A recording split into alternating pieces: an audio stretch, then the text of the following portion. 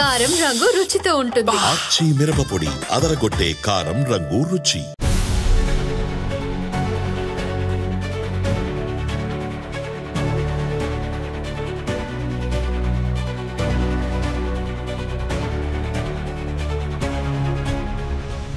Hi viewers, welcome to అదర్ మరొకోణం. నేను ప్రసాద్.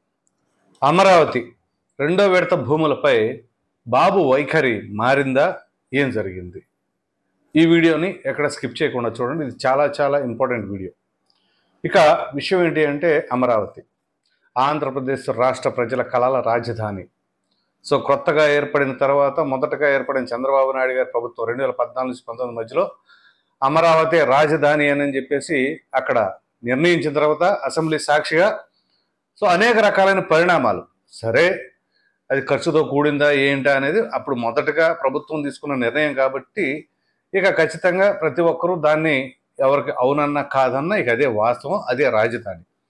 అయితే ఏ రాష్ట్రంలో ఎప్పుడు ఎక్కడా లేని విధంగా ఆంధ్రప్రదేశ్ రాష్ట్రానికి ఒక దురదృష్టకరమైన ఘటన ఏంటి అంటే 19-24 మధ్యలో అప్పటి ప్రభుత్వం తీసుకున్న 3 రాజధానుల నిర్ణయం. సో అసలు రాజధాని అనేది అసలు ఇంచి కూడా పని చేయకుండా ఎక్కడక్కడ శిథిలావస్థ జరిగిపోయింది.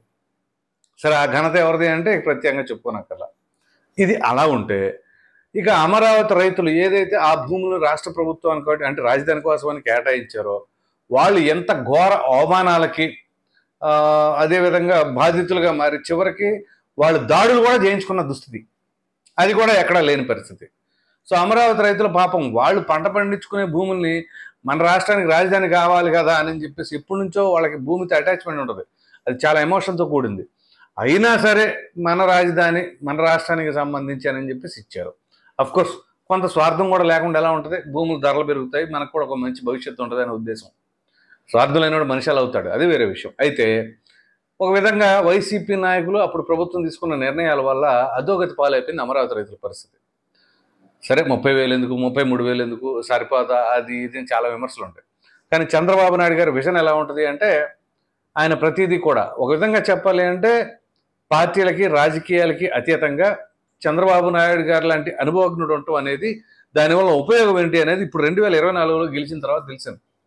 సో మరలా ఈ రాజధాని ఎక్కడికక్కడ ఉండిపోయిన జంగిల్ క్లియరెన్స్ దగ్గర నుంచి ఇవాళ ఇంత గాడి పెట్టడం, పైగా కాంట్రాక్టర్స్ రావాలి, మరి ఎవరైతే కార్మికులు ఉంటారు కదా రోజువారీ పనులు చేసేవాళ్ళు, మన ఆంధ్ర వాళ్ళు చేయరు, తెలియదు ఏముంది, మన వాళ్ళు పని తక్కువ, బిల్డప్ ఎక్కువ, జీతాలు ఎక్కువ వేయాలి. అదే ఏ బీహార్ నుంచో యూపీ నుంచో తీసుకొచ్చారన్న పాపం ఒళ్ళు ఓనం చేసుకొని మరి వాళ్ళు వర్క్ చేస్తారు. వాళ్ళకి పాపం ఆ దుంపలు ఆ పిండి అది ఇస్తే భోజనానికి దాంతోపాటుగా షెల్టర్ ఒక రూమ్ ఇచ్చేసారనుకోండి, పనులు బ్రహ్మాండంగా చేస్తారు, మన వాళ్ళకంటే చాలా తక్కువ కూలీకే చేస్తారు, పైగా ఒళ్ళు దాచుకోరు. సో ఆ విధంగా ఒకప్పుడు ఈ వలస కూలీలు అనేవాళ్ళు మన అమరావతి రాజధాని పరిధిలో ఉండేవాళ్ళు. 1924 మధ్యలో ఇక వాళ్ళు గయ. అఫ్కోర్స్ కోవిడ్ వచ్చింది, అది వేరే విషయం. అసలు కన్స్ట్రక్షన్సే లేవులే.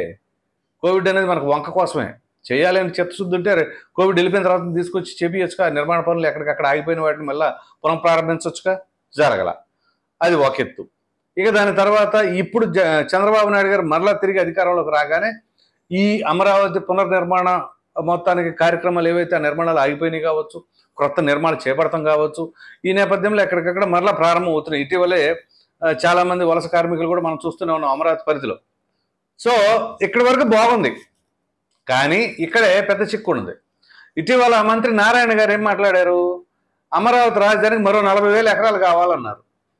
ఒక దెబ్బకి ఎట్లాగంది ఒకళ్ళ మైండ్ పోయింది. ఎందుకంటే మీరు కానీ గమనించండి, రైతులు అమరావతి రైతులు సాధారణంగా చంద్రబాబు నాయుడు గారు అంటే మా ఊపిరి సర్వస్వం అన్నట్టు ఉంటారు. ఎందుకంటే మొన్న తీసుకున్న జగన్మోహన్ రెడ్డి గారి నిర్ణయాల వల్ల ఇక చంద్రబాబు నాయుడు గారే దేవుడు అనే స్థాయికి వెళ్ళిపోయింది. అది అలా ఉండగా మరి ఇప్పుడు ఈ రైతులే చివరికి తెలుగుదేశం పార్టీ పైన కానీ లేదా ప్రస్తుత ప్రభుత్వం పైన కానీ వ్యతిరేకంగా వాయిస్ మారిపోతుంది అంటే దీనికి గల కారణం ఏంటి అనేది కూడా సమీక్షించుకోవాలి. సమీక్షించుకున్నారా లేదా అనేది కూడా తెలియజేస్తా వీడియో ఆఖరిలోపు.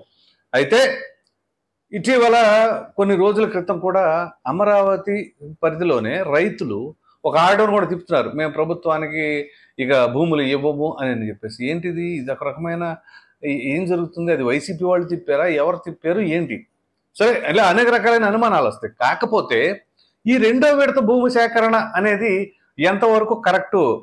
ఇప్పుడు ఆల్రెడీ రాజధానికి తీసుకున్న భూములు ఎంతవరకు వచ్చినాయి ఏంటి, ఇలా అది కంప్లీట్గా అయిపోతే కదా నెక్స్ట్ దానికి రావాల్సింది. ఇలా అనేక రకాలైన విమర్శలు కూడా ప్రభుత్వాన్ని పైన కురిపిస్తూ ఉన్నారు. అయితే ఇక్కడ చంద్రబాబు నాయుడు గారి పైన అనుమానం అని కాదు. అయితే ఇక్కడ గమనించవలసిన ప్రధానమైన అంశం ఏంటి అంటే, ఈ రైతులు ఈ మొదటి విడతగా తీసుకున్న భూములని ఎంతవరకు న్యాయం జరిగింది అనేది ప్రధానంగా చూసుకోవాలి. జరిగింది అంటే ఏం చేయాలి? ఇప్పుడు ఉదాహరణకి ఈ 33,000 ఎకరాలు లేదా 35,000 ఎకరాలు, ఇదిగో ఈ గ్రామంలో మనం ఇన్ని వేల ఎకరాలు లేదా ఇన్ని వందల ఎకరాలు ఈ మండలంలో వచ్చింది. ఈ మండలంలో వచ్చిన ఇన్ని భూములని మనం దేని కేటాయించాం. ఉదాహరణకి ఒక ఎస్ఆర్ఎం యూనివర్సిటీకి ఇన్ని వందల ఎకరాలు అయ్యింది, ఓకే, అక్కడ బోర్డు వెలవాలి. అలాగే ఇదిగో ఇక్కడ మేము అగ్రికల్చరల్ యూనివర్సిటీ తీసుకొస్తాం, దానికి ఒక 150 ఎకరాలు లేకపోతే ఒక 50 ఎకరాలు ఇస్తున్నాం, కేటాయిస్తున్నాం. ఇది ఒక ఎత్తు. ఇది ఎలక్ట్రానిక్ జోను, ఇక్కడ ఈ సంస్థలకు ఇది ఎంత కేటాయిస్తున్నాం అనేది ఒక క్లారిటీ. సరే, నిర్మాణాలు అంటారా ఇమీడియట్గా అయిపోయే కాదుగా. సో కనీసం ఆ ప్లాన్ ఏంటి, అమరావతిలో ఉన్న ప్లాను, ఈ ప్లాన్కి తగ్గట్టుగా ఇది ఈ మండలంలో ఇన్ని వందల ఎకరాలు ఉన్నాయి, ఈ మండలంలో దీన్ని కేటాయించాం అనేది పబ్లిక్కి విజిబుల్గా ఉండేలాగా కనుక చేయగలిగితే అప్పుడు ఖచ్చితంగా ఓకే, ఈ చంద్రబాబు నాయుడు గారి విజన్ ఇది, ఆయన ప్లాన్ ఇది, ఇక్కడ ఇది రాబోతుంది, ఇక్కడ ఇది రాబోతుంది అనేది ఒక క్లారిటీ ఉంటుంది. సో దెన్ ఆఫ్టర్ ఇప్పుడు ఈ భూములన్నీ ఈ 33,000 ఎకరాలు దీనికి కేటాయించాం కాబట్టి ఇదంతా ఫుల్ ఆక్యుపైడ్ అయిపోయింది కాబట్టి ఇంకా మనకి ఒక ఇంటర్నేషనల్ ఎయిర్పోర్ట్ అవసరం, అది కూడా తీసుకురావాలి అనే ఉద్దేశం ఉంది. ఒక ఇంటర్నేషనల్ క్రికెట్ స్టేడియం కూడా అవసరం, అది కూడా వచ్చే అవకాశం ఉంది. సో దానికి కేంద్రం నుంచి మనం నిధులు కూడా తెచ్చుకోబోతున్నాం కాబట్టి మనకి అదనంగా ఇంకో 40,000 ఎకరాలు కావాలి, లేకపోతే ఇంకో 20,000 ఎకరాలు అయితే సరిపోద్ది, అదనంగా కావాల్సి వస్తే తర్వాత అడుగుతాం అని చెప్పేసి అంటే అప్పుడు ప్రజలకి పారదర్శకంగా అసలు ఏం జరుగుతుంది అనేది ఒక క్లారిటీ ఉంటుంది. సో అలా లేకుండా ఇది సరిపోదు ఇంకో 40,000 ఎకరాలు కావాలి అని చెప్పేసి మంత్రి నారాయణ అనగానే సో అంటే అన్ని పోగా 10,000 ఎకరాలే ప్రభుత్వాన్ని మిగిలేటట్లుగా ఉంది అన్నట్లుగా మాట్లాడతాం.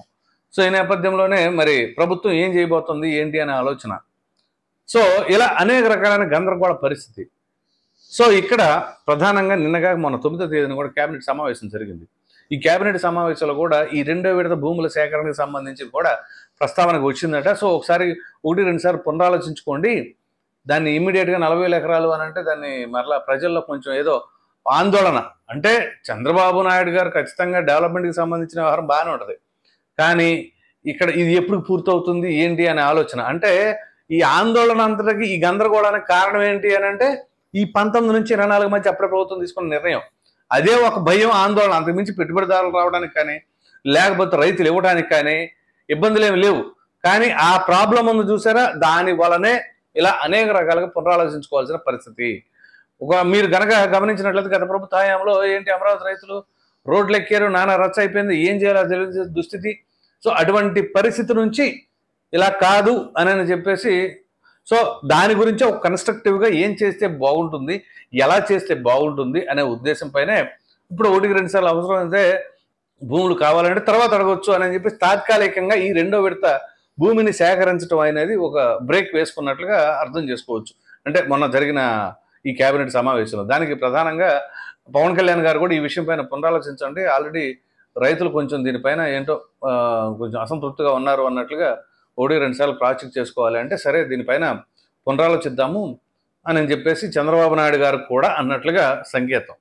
సో అంటే ఇక్కడ ఆంధ్రప్రదేశ్ రాష్ట్ర ప్రభుత్వం వెనక్కి తగ్గిందనో ఇంకోటో కాదు, వాళ్ళ డెవలప్మెంట్ యాక్టివిటీస్, వాళ్ళ విజనరీ యాక్టివిటీస్, ఆ పెట్టుబడిదారులను తీసుకొచ్చుకోవాలి, ఏం చేయాలి అనేదంతా కూడా పక్కాగా జరగబోతా ఉంది. దాంతోపాటుగా ఈ వ్యవహారం ఏంటి అనేది సో ఇక్కడ రైతులు ప్రధానంగా ఈ 33,000 ఎకరాలు మొదటి విడతలో తీసుకున్నది కనుక కంప్లీట్గా ఇదిగో ఇది పరిస్థితి అని కనుక చూపిస్తే అప్పుడు ఆటోమేటిక్గా దీని తర్వాత పరిణామాలు ఏ విధంగా చేయాలి ఏంటి, ఆ 2వ విడతను కూడా ఏ విధంగా ఉపయోగించబోతున్నారు అనేది ఒక క్లారిటీ ప్రజలకు ఉంటుంది. సో ప్రజలకు ఒకసారి నమ్మకం వచ్చింది అనుకోండి, ఇదిగో చూసారా, ఇదిగో నేను తీసుకుని ఎంత అయిపోయిందని. సో అందుకనే కూటమి ప్రభుత్వం ఇప్పుడు ప్రధాన ఎజెండా ఏంటి, ఈ 2029 ఎన్నికలు వచ్చే లోపలే అమరావతి నిర్మాణం దాదాపుగా ఒక కొలిక్కి వచ్చేసేయాలి. సో ఒక కొలిక్కి వచ్చేస్తే అది ఎంత పెట్టుబడి పెట్టారు ఏంటి ప్రజలు అర్థం చేసుకుంటూ ఉంటారు, మరలా ప్రభుత్వాన్ని రిపీట్ చేసుకునే అవకాశం ఉంటుంది. సో అలా కనుక ప్రభుత్వం మారితే నిర్ణయాలు మారిపోతాయి అనడానికి ప్రత్యక్ష ఉదాహరణ గత ప్రభుత్వమే.